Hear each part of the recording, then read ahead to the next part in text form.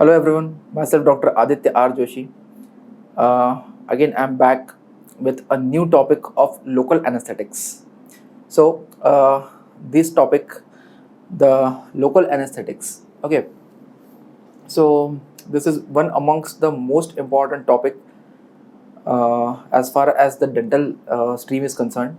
Okay, the local anesthetics have much and more importance in dentistry and even in regular operative procedures. Not only dentistry, I mean, for the ophthalmic procedures, for the ENT procedures, for the routine surgeries. So the importance of anesthesia is very big for every surgical procedure, and today's it is a trending time where the people wants the local anesthesia rather than the conventional general anesthesia. The local anesthesia have a lot of advantages over the general anesthesia, but yes, wherever the general anesthesia is required, it is required.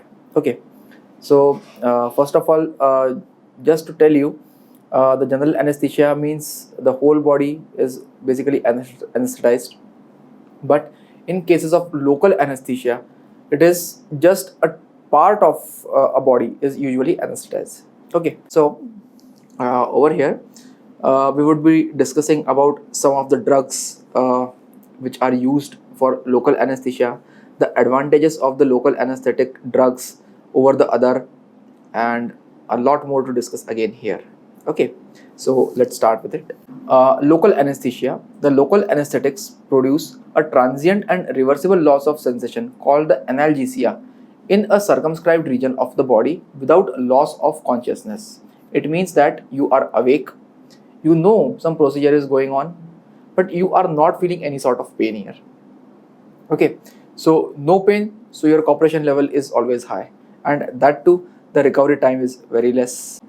Normally the process is completely reversible. So this is basically a structure of a local anesthetic. It consists of a lipophilic group, a hydrophilic group, which may be amide or an ester link. Okay, pretty helpful for the pre-PG students. Now here, the local anesthetics are the esters or the amide, a lipophilic aromatic group, to a hydrophobic or ionizable amine. Most of the weak bases. So here again, the most important part, the classification. Okay, so here the classification is broadly distinguished between here. One is the injectable one. Just a second. Yeah, so one is the injectable one and one is surface anesthetic. Okay, the injectable ones are those in which some injections have to be applied. Okay, and the surface anesthetics are just a sort of sprays or aerosols over which with the help of which a particular area of whatever we want to anesthetize can be anesthetized. Okay, the surface anesthetics are mostly used in dentistries where we require not exactly the surgical procedures, but we want some removal of dental crowns, or if the patient is, they feel like the patient feels like the pain of a needle even. Okay, so over there, if we apply a surface anesthetic and then we place a needle into the mouth, so the patient's cooperation would be very high. Okay, so first of all, we will discuss about the injectables here. They have low potency and short durations. Those drugs are procaine and chloroprocaine, right? Then comes the intermediate potency and duration, which is the lidocaine and prilocaine, also known as the lidocaine or lignocaine, whatever. Okay, so this drug is basically the most commonest drug used in dental practices for your extractions, for your root canals, for all your procedures. This is the most common used drug here. Then comes the high potency and long duration. It is the tetracaine, bupivacaine, ropivacaine, or dibucaine. Okay. Then coming back to the surface anesthetics, the soluble ones are the cocaine, lidocaine, and tetracaine, and the insoluble ones here are the benzocaines and the butyl aminobenzoate or the oxythiazine. Okay, so this is for the exam purpose. And yes, the injectable ones, the classification is helpful just to decide which sort of anesthetics are required to the patient and can be helpful for your pre-PG exams. So the classification of LA, here the esters, the benzocaine, procaine and proparacaine. The classification of LA for the amide group is bupivacaine, levobupivacaine, lidocaine, lignocaine or mepivacaine. The local anesthetics gain access to the inner axonal membrane by traversing the sodium channels, while they are more often in an open configuration. It passes directly through the plasma membrane. So this we have already learned, but again I am repeating here. What is the mechanism of action? Basically, this is the resting state of a. This is a resting state basically. Yeah. Here you found a nerve ending. Okay. So this is the LA receptor. This is the LA receptor, and the gates are closed. Okay. So whenever from the resting state it is activated, right, the sodium influx occurs, right. Now here the BH plus shifts to B, and here the B changes into BH plus. Now over here, when the sodium comes inside, okay, so the anesthetic solution get attaches to its site here. Okay, so this is the axonal membrane, and when the local anesthetic action is ended, at that time it is inactivated. Okay, and during this inactivation again the closure process starts. Okay, so this is the basic mechanism of action for the local anesthetics. So basically the block initiation and propagation of the action potential. So here it is the mechanism of action again of the local anesthetics. This is the intracellular part, this is the extracellular part. Okay, so these are the closed sodium channels. There is no action potential. Okay, so no transfer of sodium ions there is, because there is no action potential. Whenever the action potential it receives the action potential, the channels get opened up. Okay, later on the sodium channel is blocked by local anesthetics, and again there would be no action potential, right. So again the channel will closed up, or the channel is blocked, right. Hope this is clear. Now the sequence of clinical anesthesia. It is the sympathetic block or the vasodilatation. It is the loss of pain and temperature sensation, loss of proprioceptions, loss of touch and pressure sensations, loss of motor function. The potency of an anesthetic solution. The potency is equivalent to the lipid solubility. Higher the solubility, it can be used as a lower concentration and reduce the potential for toxicity. What is the duration of action? So basically duration is equivalent to the protein binding. Okay, so for the more amount of time the anesthetic solution is bounded to the protein over there, so you will get a longer duration of action.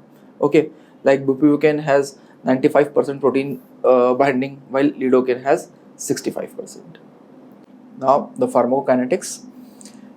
In usual course, the local anesthetics are effective within 5 minutes, so you can have an in-house clinical procedures done very easily.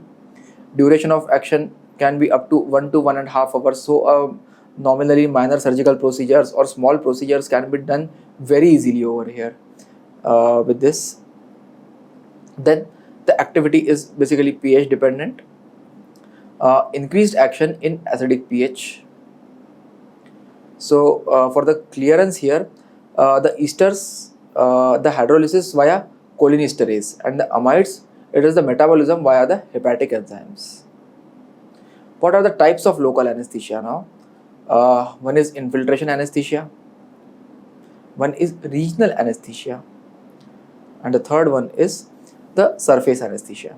Okay, we would be discussing one by one, because this type of anesthesia basically gives us an idea, like for doing any sort of procedures, which type of, what would be the choice of anesthesia for us. Okay, so now giving a local anesthesia either by injectables or with the help of surface anesthetics, we just have two options. Okay, then when we go for the injectable ones over here, so we have a choice of three: to go for infiltration, to go for regional one, to go forward the surface anesthesia.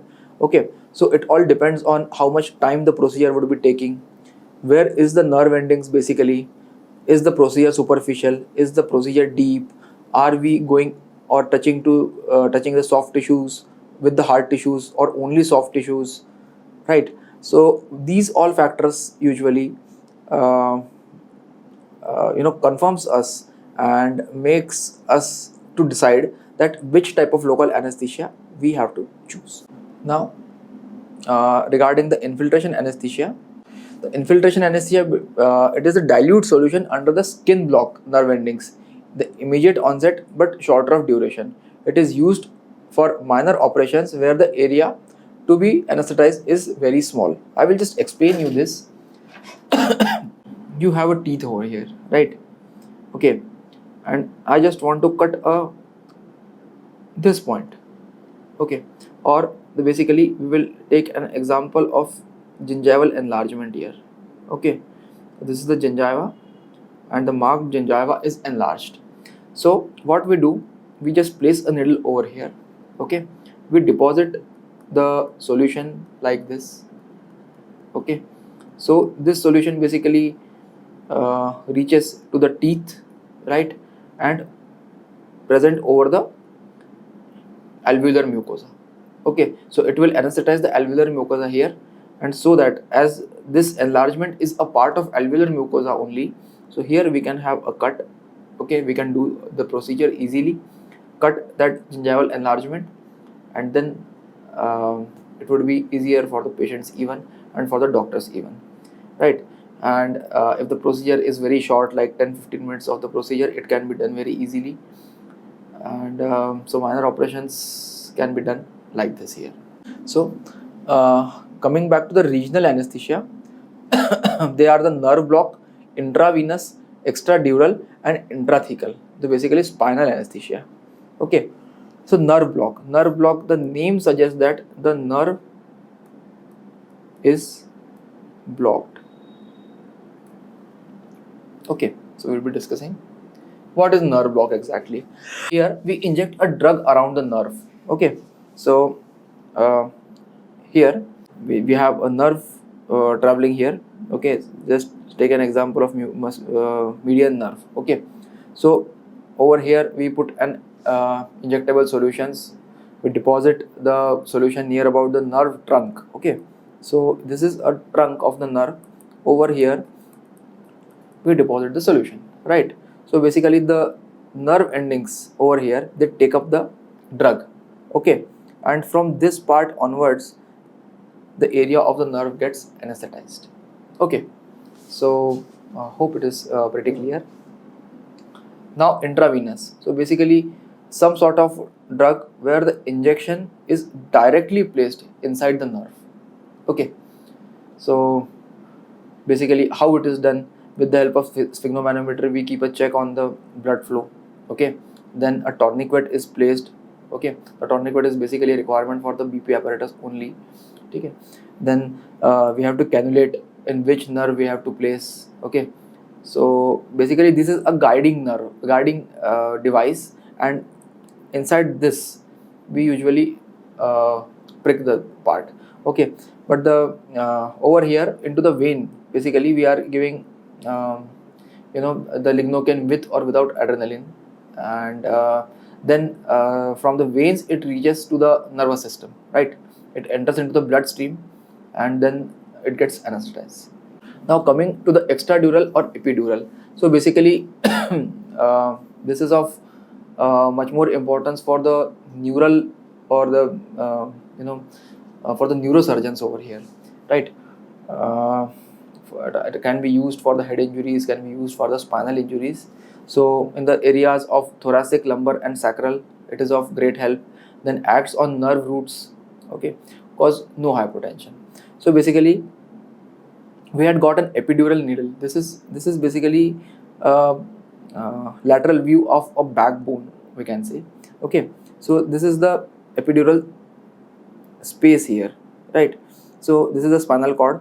Okay, and these are the vertebrae, the process of vertebral process. Okay, so a catheter is injected like this exactly near to the spinal cord, okay, and within that catheter a needle is placed, okay. So we have like this a catheter and a thin needle, okay, and with the help of this needle the solution is injected inside. So this is a type of epidural anesthesia. So these sort of anesthesia are usually given for the surgeries of lower abdomen, in cases of deliveries. So these this procedure is mostly accepted. So like this. Then comes the spinal anesthesia. So basically here, exactly near the trunk of spinal nerves, okay, the needle is injected, okay, and the solution is now here deposited. So whole of the spinal cord, wherever we are placing that anesthetic solution, it gets anesthetized. Then coming back to the surface anesthesia. Then surface anesthesia, it is usually given on intact skin, okay. So eutectic mixture of base of broken, okay, it has slow absorption. So on the surface we can give, basically they are used in cases of mucosal areas, like in the oral cavity it can be used for ulcers, okay, uh, for small procedures again. Then the surface anesthesia can be given in cases, can be it can be applied to the anal ends over there, right. So in cases where there is difficult, the patients of piles where the output for the feces is compromised, right. So it can be used. Then placing the catheter, okay, the urinary catheter placement, over there also the surface anesthesia is used, because the tube of the catheter is basically over that catheter, the surface anesthesia is placed, okay. So the surface anesthetic, basically it travels through the urethral opening inside, okay, and so that it will it will not cause irritation to your tissues inside, and would be helpful, okay. Yes, this is an example over the hand how the surface anesthesia has been given. So if you want to prolong the action of your local anesthesia, you have to add a vasoconstrictor. The most common vasoconstrictor is the adrenaline, okay. MCQ question and routine viva question also can be used in little larger dose also, and should not be used when we are anesthetizing to the fingers, toes, nose and penis, okay. Otherwise this type of thing happens, okay. So LA have some adverse effects. Even the LAs cause sometimes the vasodilatation at the site, okay. The LA toxicity related to the rate of absorption is via the blood flow. How is the systemic toxicity? The blockage of voltage gated sodium channels affect action potential and the propagation throughout the body. The potential is present for the systemic toxicity. Now, what are the effects of local anesthetics? Okay, it is the excitation, okay, which causes anxiety, agitation or restlessness, convulsions and the reduced myocardial contractility. It also causes vasodilatation. So all the things should be known to us, and before opting to the procedures, we should tell all the things to the patients, even like what could happen, okay. So the effect of, as we know, the effect of local anesthetics usually stays for around 1.5 to 2 hours. So within that time we can end with our procedures, and the patient can be discharged from our clinics after the patient is relieved from all the troublesome procedures. So that's all for the local anesthesia. Thanks a lot and all the best.